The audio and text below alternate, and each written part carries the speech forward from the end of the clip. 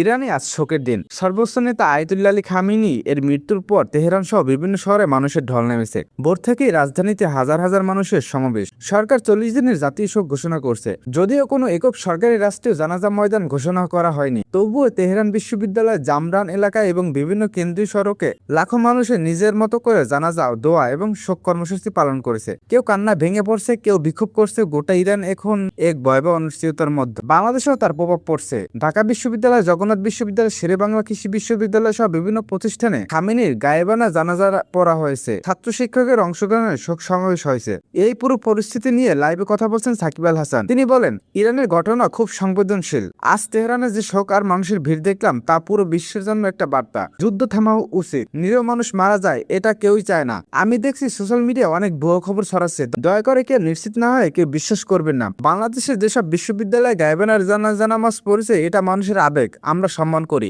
সবাই শান্ত থাকুন। আন্তর্জাতিক পরিস্থিতি যেদিকে যাচ্ছে, দায়িত্বশীল আচরণ করা খুবই জরুরি। এমন মন্তব্য পর সাকিবের লাইভে মুহূর্তে ভাইরাল হয়ে যায়। ইরানের উত্তেজনা, বাংলাদেশের শোক, সব মিলিয়ে পরিস্থিতি খুব জটিল হয়ে পড়ছে।